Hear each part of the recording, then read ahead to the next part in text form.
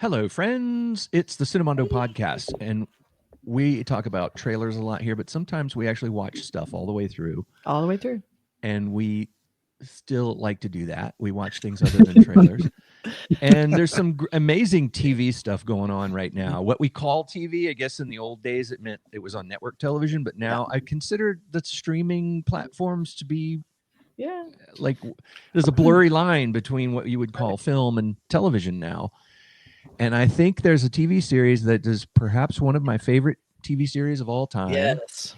And it has a cinematic quality to it. The episodes, to me, play like feature films in some ways. The concepts, the ideas of this show go into these heavy-duty things that seem like larger than what you would see on what you would normally call television. And that series is The Black Mirror.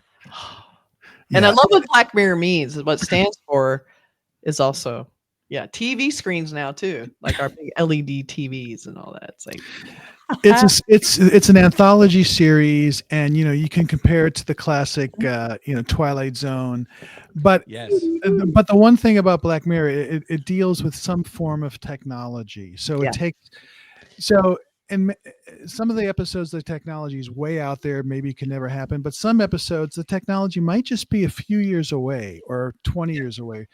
And this episode, it's the 7th season, just premiered on Netflix last week. And we're going to talk about episode 1, which is called Common People, starring Rashida Jones, Chris Dowd, and Tracy Ellis Ross. And it's one of those episodes where I feel like, oh yes, that can't happen now, but it could maybe happen. I feel like it's very close. Very close. Yeah. You know what? There's a threshold, I think. There's a threshold with certain types of technologies that I wonder sometimes, and I hate to be the guy who says, I don't think that's ever going to happen. But there's a threshold, I think, that we cross over. Like I do some special effects sometimes in TV shows and movies, and one of the things that we see a lot in films about the future is it's like a floating interface that's like holograms, that float in space. And as much as you see that in things in shows, I just don't think that's going to happen anytime soon. And I think there's a technology that we see sometimes in Black Mirror that I don't think we're really going to see in the real world, and that is being able to duplicate or copy or back up or replicate the contents of a human brain. I mean, I know that I probably sound old-timey, like they'll never do that, but I don't know if that's in the near future. I mean, maybe in the distant future, but the technology to do that just does not really exist yet, to actually take a consciousness and relocate it, But once you accept that as something that can happen, then a whole lot of the Black Mirror episodes can happen. And that's the thing, it's the what if, what if you could do that? What if you could do that? That's the context. I don't think they're trying to go, this is what's happening or going to happen. I think it's more exploring the aspect of that sort of technology versus commerce that annoys all of us, the whole subscription thing and everything else. And then taking it to the absolute maximum nightmarish idea that it's actually keeping someone alive, that you have to pay a subscription and it keeps getting more and more. And the whole plus, how they're changing. Oh, that's common or that. So let's break down the episode real quick so people know. Yeah, real quick. And just, there will be some spoilers in this. So, just if you haven't seen the episode, you might want to turn this off, come back after you watch the episode. It's well worth watching. But basically, also friends, if you enjoy reading books, I'd like to recommend a book that you should read right now. That's right. Kids love this book so much. It makes a great gift. It's filled with words, and you can get it on Amazon. It's like old tech. Burk has that in his brain. See, that was a whole deflect, what he just talked about. What just happened? What are you guys talking about? What are you talking about? Did an ad happen? Yeah. Well, that's I wouldn't stoop to do an ad for my book in the podcast. No way. Who does that? So they're Chris Dowd and Rashida Jones play a couple that very much love each other, and for an anniversary they go to a place called the Jupiter. It's some Juniper. Sorry, Juniper. It's just kind of old timey hotel and a bar, and They it's have just sort fun of with how bad it is. Yeah, they have this crazy big hamburger that they eat, and they just sort of like go crazy over. So you can tell they obviously really love like each it, other. No, they don't. Like, fun how bad low but budget. they have so much. They're such a great couple. You really like them. Yeah, And, they're really cute. yeah. And she's a teacher, and he works at a construction job. But one day she just sort of faints at school, and find out that she has a tumor, a brain tumor, and it's terminal. Yeah. So inoperable. He's like obviously inoperable, just distraught. But all of a sudden, this woman comes in, and that's Tracy Ellis Ross, and she's sort of bubbly and says, "Hey, we've got something that might be able to help you." And so, of course, he's all ears, like, really?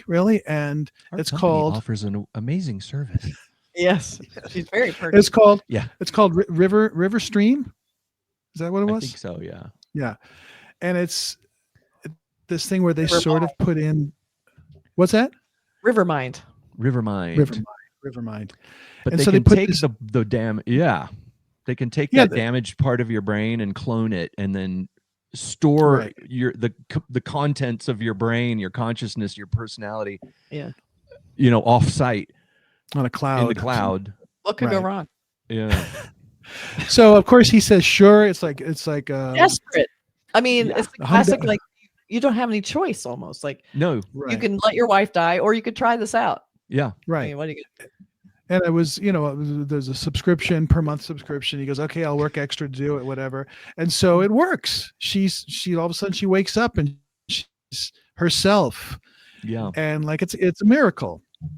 So then she's going through her life. And of course, all of a sudden she just breaks into an advertisement, like right in the, she just turns into this robot and gives an advertisement. And then once it's over, she kind of goes back to herself.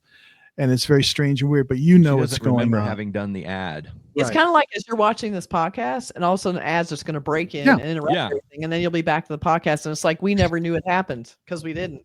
So that's sort of similar to that. Yeah, and that's the genius of Black Mirror. It takes something that we're all familiar with that annoys the hell out of us, ads during a podcast for like a book that you can get on Amazon. But it's done to a person. But the option is she's going to be dead, so you put up with it. But then, of course, Rivermind says, "Well, you can upgrade. You can upgrade to Rivermind Lux, or extra, or whatever it is, and you pay much more. $800 Rivermind on top Plus, of the $300 you're already paying. You have the standard sub, but then you have to add to the sub to get rid of the ads. But then there is also the Lux version where you can actually moderate your moods. You can have an app where you can go Serenity or Pleasure, which was a really funny one. And she only had a limited range. She could only go in her own county. She couldn't. And they were like, well, we can't travel. And it's like, well, you could upgrade and then you'd be able to go outside of your county. So imagine you're trapped in this web of like, just to keep her alive, they're spending like $300 a month just to keep her alive. Then they spend $800 more a month to expand the range and to get rid of the ads. And then if you want the Lux, it's a whole other like $1,000 for 24 hours or something. Right, it's like $2,000 total thing. It's just crazy. And he's just we all know that feeling. We know that. It's our entertainment. It's not life, but that sort of like, oh God, I hate these ads. Oh, is it really worth having to pay another $20 a month? Yes. You just keep adding on to this ever escalating cost of just trying to have entertainment that you want to enjoy. The way they word it, it's like your experience is being upgraded. We're gonna add more wonderful services to your great experience of our product. Now you have the common subscription, but you would like the plus subscription. Like you can see the tiers, how it's all happening, right? We're no longer really supporting the common subscription platform. We're gonna it's like all those things that we've all heard so many times living in the year 2025 and but what the Black Mirror does is they take those concepts that we're all so familiar with and they've transposed it into an idea that makes it horrible. Right. If you lose a loved one, we've talked about things like Pet Cemetery and other shows where a person, the most horrible thing that can ever happen is to lose a loved one. What would you not do to get them back? Exactly. Or what would you not do to have 5 minutes with them? You know what I mean? Right. The Black Mirror likes to make things comic. So not only do they have this whole thing about subscription, then you have to keep someone alive. And how do you decide to unsubscribe because then that person is out of your life? You got to. So in desperation, can't afford it. Yeah. They have another, which could have been his own episode. They have this dumb for dummies, dumb dummies or some dumb dummies where people do. It's kind of like the like a cam girl, but it could be anybody. It's kind of like OnlyFans kind of thing. Like I'll pull my tooth out. Ugly dude, $500 basically, who then you can challenge to do things to themselves for a certain amount of money. So they have guys pulling their teeth. They have things putting stuff up their butts, all kinds of weird stuff. I don't know why anybody wants to see that, but there's a guy at work that thinks it's hilarious and can't stop watching it. So that gives our main character. And who's the actor in that again? Chris Dowd. Yeah. Love Chris Dowd. All right. So it gives Chris Dowd an idea, his character an idea to hey, I can make some extra money if I just kind of do some of this, but I have my limits. So he wears a mask so no one knows who he is. And he won't do anything. He won't do the really extreme stuff. He'll just do the kind of, like goofy stuff. Put a mousetrap on your tongue. Yeah. Dumb stuff like that. So he's kind of getting by doing that, but it's getting more and more expensive. So now he's being more and more tempted by more extreme and he's content. keeping it a secret from her. He's not letting her know he's basing himself on her behalf. And plus he's working like double shifts. So he's really you see a schedule like overtime. And he's totally at the end of his rope. I mean, he's like burning and out. Plus the company there, she's such a hard sell, employee that you've heard a million times trying to sell you cable. When you call up to cancel your cable, listen to how they talk to you. Yeah. But the way she talks is it's like, oh yeah, she's going to have to sleep for about 12 hours a night so that we can let the servers cool down, or something, or let them reboot. And so, on the lower tiers now, that's going to go up to 14 hours a night. Yeah, it's like, so 14 hours. If you upgrade, she can go back down to 8 hours, So he's not even getting her for a full day, She's just sleeping through everything. And the ads are becoming more prevalent, and like one makes her lose her job because she's spouting some religious thing to a young, like a little kindergarten kid or a first grader. Yeah. So, and then he gets into trouble because somebody finds out about the dumb dummies. Well, he gets a ton of money to take the mask off, so now everybody knows. Right. So of course, that guy's watching. So he puts a picture of him up on the wall, humiliating him. So he just loses his shit, and you can't blame him because think of the pressure this guy's under. Yeah. I don't think this guy deserved what happened to him. I thought that was a little harsh. No, but he got run over by a big machine and was like not killed, but probably paralyzed. I don't know. It wasn't good. I don't know. It was just one of those things where that can happen in a construction site. You lose something, you can get run over. Right. It was karma. If you add up all the times that guy's paid money to see somebody hurt themselves, it's like, well, there it all at once happened. That's true. Yeah. He didn't get any money for it. Yeah. So just you just see it escalating, and eventually it just has to like collapse because no one can keep doing that, and so they're having to kind of limp along. So then we're going like a year in the future. Then we're going like 5 years in the future. Yeah, I don't know if we want to give away the ending, but the idea we were just talking about of karma, it doesn't always play a role in the Black Mirror. No.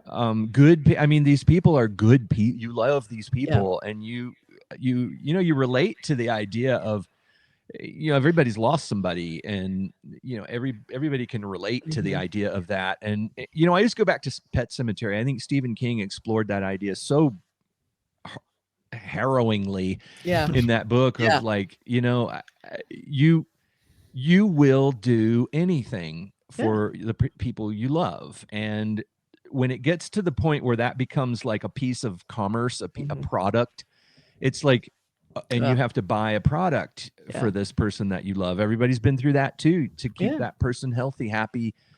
And it's like, it's like putting somebody in a nursing home or something where you have to pay this money. You have to come up with the money. Otherwise, where is that person going to live? In the underpass in a cardboard box? Yeah. Or with you or something where you can't take care of them or whatever. Yeah. In your studio apartment, it's like, so how do people deal with these things? And that's what I think that's what the story is about, I just think we're trapped by it, the financial burden of it.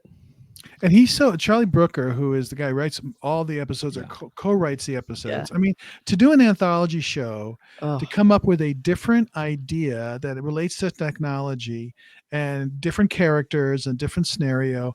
To do that for in your 7th season. Now we haven't reviewed the other 7 or 8 episodes, but we certainly will look at them. Yeah. But it's just I'm amazed by that. Yeah. Because Well, some are short like, seasons. what There's did I some come up seasons with? that are 3 episodes, but still, you know. Yeah. To come up with the compelling thing. So I was watching this going, well, just that idea of, when you're doing Rivermind Lux and you can go to pleasure and go, okay, I'm going to dial it all the way to 9. And you just go, right. Oh, yeah, that was a good time. like, wow. Yeah. Or what was the other one that she, Serenity. Was it Serenity? No, there was something like nonchalance or something. Nonchalance. Yeah. That was great. That was really good. Yeah. But, so I love how they somehow take this technology thing and totally see why people would want it or want to use it and how it could be abused. They do such a good job with that. So many of their episodes are like that.